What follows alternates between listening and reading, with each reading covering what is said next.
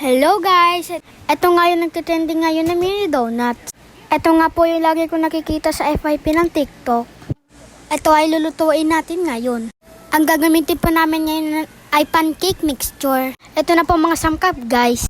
Gatas, itlog, oil, sugar, at i-mix. At ilalagay ang vanilla at i-mix po ulit. At ilagay na po ang pancake mixture at halu-haluin ulit. Hanggang sa maging ganito na siya guys, so malapot na siya. Wow, wata ko yan guys, so naghahalo. At ilagay na po natin sa piping bag. At bubutasin natin ang piping bag. Ayan na guys, mainit na po ang donut maker.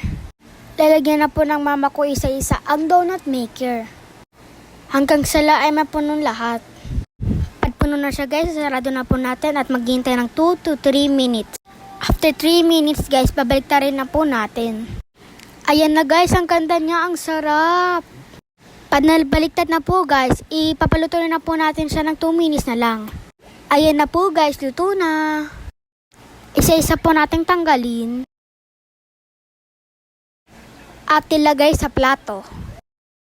At magsasalang po ulit tayo ng second batch. Ayan guys, paulit-ulit lang pong gawin hanggang sa maluto ang lahat.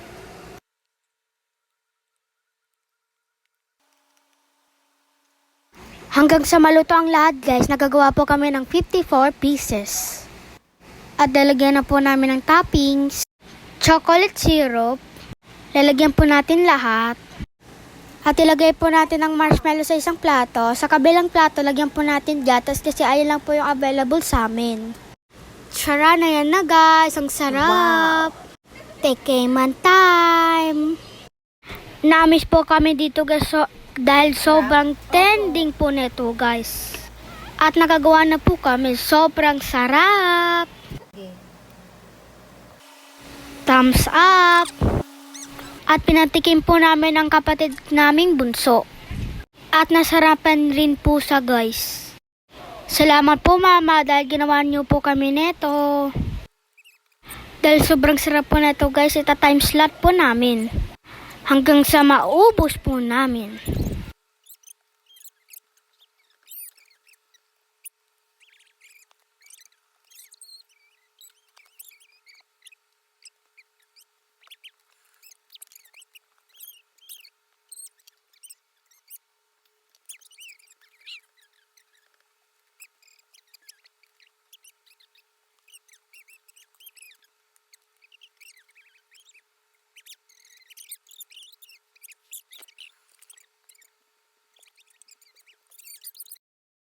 Ayan guys, isa na lang po yung tira, nagkakahiyaan pa.